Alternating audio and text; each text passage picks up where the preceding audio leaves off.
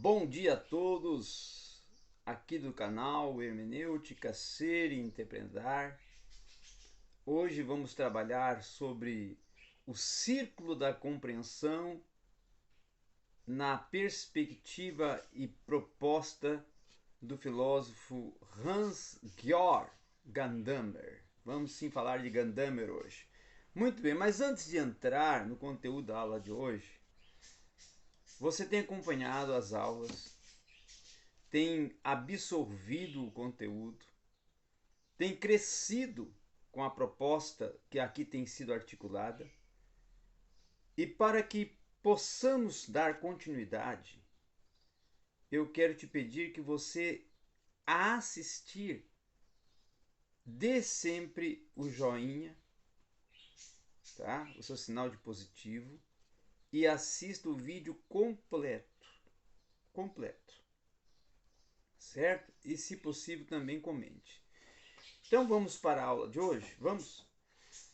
Quando nós falamos de compreensão, tá?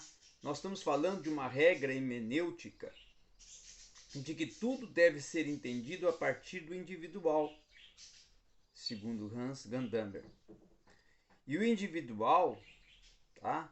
Desde o todo, vai proceder de uma retórica antiga que passa e se alcança através de uma hermenêutica moderna, da arte de falar e da arte de compreender. Em ambos os casos, nós vamos encontrar e vamos alcançar uma relação circular. Então, essa antecipação do sentido que envolve o todo se faz compreensão explícita quando as partes que se definem a partir do todo definem, por sua vez, esse todo. Então, nós conhecemos este fenômeno pela aprendizagem das línguas estrangeiras. Tá? Constatamos aí que é preciso construir uma fase, um texto, uma ideia, uma proposta, antes de tratar de compreender as distintas partes da frase e o seu significado linguístico e semântico. Mas esse mesmo processo de construção já está regido muitas vezes por uma expectativa de sentido que deriva de um contexto anterior. Então é certo que essa expectativa de sentido, tá? Ela vai derivar de um contexto e ela vai significar reajustar a expectativa de fazer confluir o texto para que essa unidade de pensamento tenha uma expectativa de um sentido que dialogue. Então esse movimento de compreensão vai discorrer do quê? De um todo que vai partir de parte a parte, de etapa a etapa, de sentido a sentido, novamente voltando a fazer um círculo que compreende o todo. Então essa tarefa é de ampliar em círculos concêntricos a unidade do sentido compreendido. Tá? A confluência de todos os detalhes no todo é o critério para a correta compreensão, e a falta de confluência vai significar o fracasso da compreensão. Então, Schleiermacher, ele designa, e ele vai, como o pai da hermenêutica moderna, tá? Schleiermacher, ele vai distinguir esse círculo hermenêutico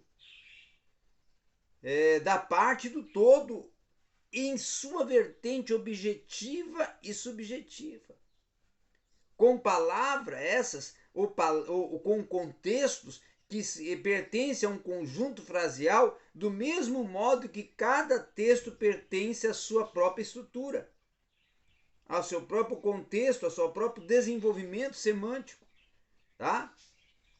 que pertence a um conjunto de uma obra, de um pensamento, de uma ideia. Então, por outro lado, o mesmo texto, como uma manifestação de um momento criativo, ele vai pertencer ao conjunto de uma vida até psíquica de um autor. Somente nessa totalidade de signo objetivo e subjetivo é que se pode realizar uma compreensão e em conexão com essa teoria. Então Tiddley vai falar de estrutura e de fixação em um ponto médio a partir de onde se produz a compreensão de um todo. Transferir assim o mundo histórico para aquilo que sempre é um princípio da interpretação que é preciso entender a partir dele mesmo. Mas este sentido aplicativo se cabe a perguntar se o movimento circular da compreensão ele é entendido adequadamente. Então nós não podemos deixar de lado as ideias de Schleiermacher sobre a interpretação subjetiva. Quando pretendemos compreender um texto, não nos transportamos à esfera psíquica do autor se quer falar de translado, translandamos-nos às realidades deste pensamento. Mas isso não significa que pretendemos fazer valer a objetividade daquilo que diz o outro. Se o quisermos compreender, nós temos até mesmo de reforçar os seus argumentos. Então, é aí que vai ocorrer o diálogo, tá? É aí que vai se desenvolver uma compreensão, uma dimensão de sentido, uma motivação. É uma tarefa, na verdade, de elucidar o milagre da compreensão e da comunhão misteriosa de uma participação em um significado comum. Então, o lado objetivo desse círculo, descrito por Schleiermacher, vai captar o núcleo da coisa, o núcleo do sentido objetivo de um todo entendimento e de toda uma compreensão e o acordo neste sentido de coisas. Então a hermenêutica tem sempre a missão de criar um acordo que não exista ou se torne incorreto. A história, então, da hermenêutica, ela pode se confirmar e pode se situar, por exemplo, com Agostinho, que pretende ajustar o Antigo Testamento à mensagem cristã, com o protestantismo primitivo voltado para o mesmo problema, ou até com o iluminismo, quando a necessidade desta fé e dessa compreensão e interpretação histórica se esvai. Então se produz uma novidade qualitativa quando o romantismo e Schleiermacher, criando uma consciência histórica de alcance até universal, vai estabelecer já o que? Já justamente essa que eu denomino figura vinculante da tradição, da qual esse procede e no qual se seguem como base firme de todo o trabalho hermenêutico.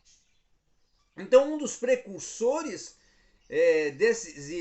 dessas propostas e de imediatos sentidos, que é Schleiermacher, né?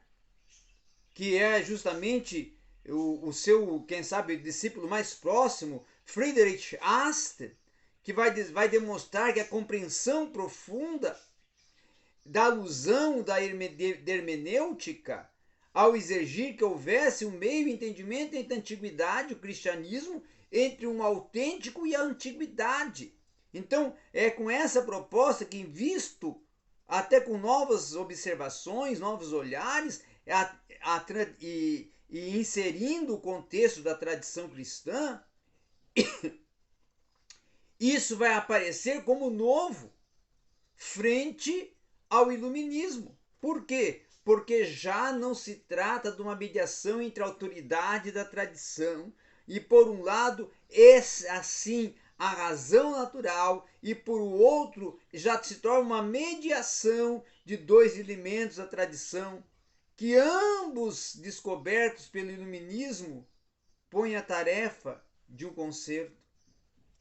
Então vai se parecer que essa teoria da unidade entre a antiguidade e o cristianismo, quando o momento verdadeiro do fenômeno hermenêutico de Schleiermacher e seus seguidores haviam relegado injustamente. Então, nesse ponto, Friedrich Ast vai defender que, com seu dinamismo especulativo, ele vai buscar uma história, um mero passado, em vez de uma verdade do presente. Então, nessa perspectiva hermenêutica inspirada pelo seu mentor, que é o Friedrich Schleiermacher, surge uma recaída superficial do quesito metodológico. E isso vai ficar latente, ainda muito mais evidente, quando se olha a hermenêutica à luz da problemática desenvolvida por Heidegger. Tá? E esse mesmo Heidegger, que é um filósofo alemão de grande importância para o contexto também da compreensão dentro do âmbito da hermenêutica, Heidegger então vai dizer que a estrutura circular da compreensão vai adquirir um verdadeiro significado com a análise existencial de Heidegger. Por quê? Porque Heidegger vai dizer justamente que o círculo não se deve degenerar em círculo vicioso, nem sequer em algo tolerado.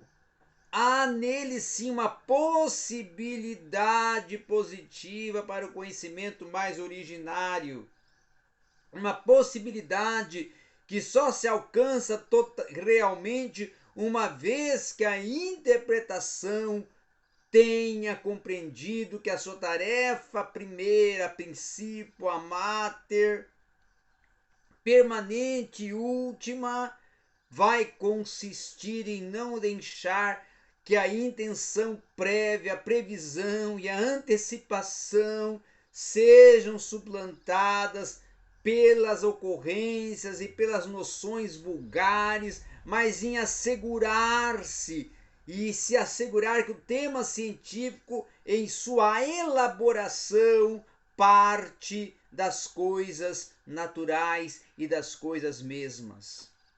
Então Heidegger vai defender e que não se coloca primariamente certas exigências à prática da compreensão, mas descreve-se o desdobramento concreto de uma interpretação compreensiva. A reflexão hermenêutica de Heidegger não culmina na demonstração da existência de um círculo, mas sim no acerto de que esse círculo tem um sentido ontologicamente positivo.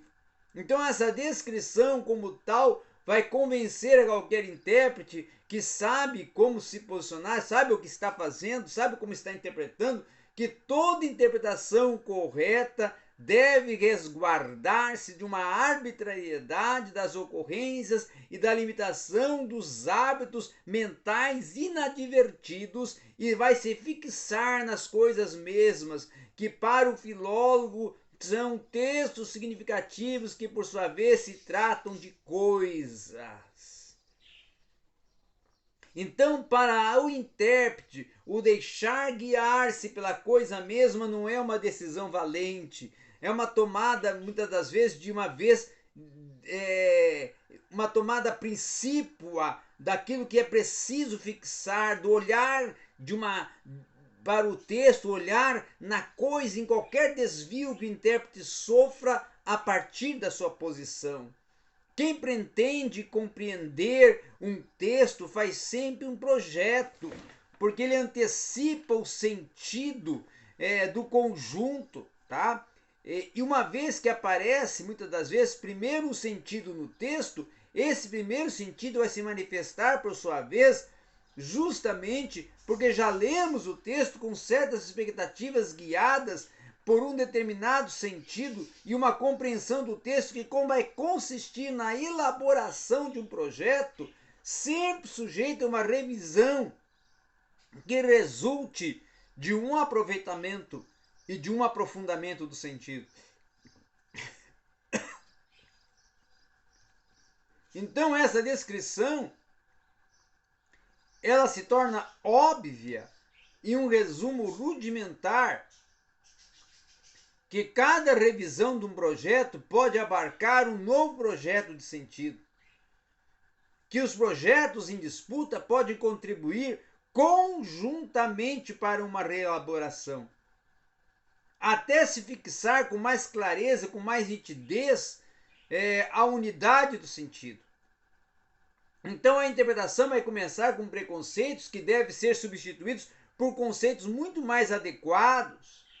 Num todo, esse constante redesenho, esse constante olhar e reolhar vai constituir no movimento a compreensão da interpretação e um processo que Heidegger vai descrever como aquele que pretende compreender o que está exposto e confundir-se pelas opiniões prévias que não estão adequadas a estas coisas mesmas. Por isso é dever permanente da compreensão elaborar os esboços e os esboços corretos e adequados, ou seja, aventar hipóteses que serão e têm que constatar com as coisas, não como com a questão da objetividade em si, mas com uma elaboração da opinião prévia para constatar e para perceber no seu sentido de afirmar que o intérprete não aborda o texto a partir da sua intenção, mas no preconceito prévio. E sim que também este próprio intérprete, ele concebe uma exigência fundamental a partir de uma radicalização de um procedimento que na realidade se aplica sempre dentro de uma normatividade, de uma leitura e uma releitura, de uma implicação e uma explicação. Então, é preciso compreender que a tarefa da hermenêutica se converte espontaneamente em um questionamento objetivo que sempre vai aparecer marcado e sempre vai aparecer distinto por este empreendimento hermenêutico, tá? Justamente de alcançar desse modo um solo firme sob seus pés, com aquela pretensão de compreensão que não vai se entregar sem mais a casualidade da própria opinião, mas não vai também atender à opinião do texto. O mais consequente, então, e obstinadamente possível, é que essa opinião ela vai se mostrar inconfundível e vai invalidar a pretensão da compreensão. Então, ao contrário de que pretende se compreender um texto, está disposto a deixar que o texto lhe diga algo. Por isso, uma consciência formada hermeneuticamente deve estar disposta a acolher a alteridade do texto. Então, essa tal receptividade, ela não supõe e ela não restringe a neutralidade e nem a autocensura. Ela implica, sim, na apropriação seletiva das próprias opiniões e preconceitos, que justamente são precisos a partir dessa prevenção das próprias prevenções, para que o texto mesmo venha aparecer em sua alteridade e se faça valer na sua verdade real, tá? Por quê? Porque essa verdade real, muitas das vezes, é a própria contra-opinião. Então, Heidegger faz uma descrição fenomenológica plenamente correta quando ele descobre na suposta leitura que consta a estrutura prévia de uma compreensão que ele deu também um segundo exemplo da qual nasce uma tarefa. Um ser e tempo foi concretizado como um tema geral formulado com ele dentro do problema hermenêutico na pergunta pelo ser, tá? O Sein und Zeit. Para explicitar nessa pergunta, nesse questionamento da obra Ser e Tempo, justamente uma constatação, uma construção e uma situação hermenêutica da questão do ser com relação à intenção prévia, a antecipação e pré-compreensão que vai examinar criticamente a pergunta que ele dirige à metafísica em um momento decisivo da história.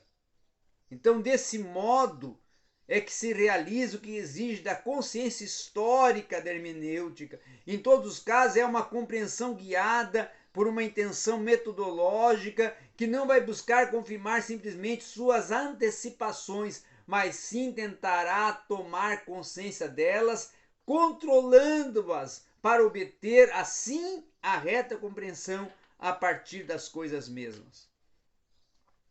E é esse o grande pressuposto de Heidegger dentro do contexto hermenêutico e que está inserido como elemento propulsor do círculo hermenêutico de compreensão de Hans-Georg Gadamer. Então, a compreensão proposta por Hans-Georg Gadamer a partir desse círculo de compreensão insere uma série de etapas, de olhares, observações e deduções para se confrontar o texto, construindo e desconstruindo os argumentos para chegar ao sentido máter do texto. Era isso o assunto de hoje e eu agradeço a todos.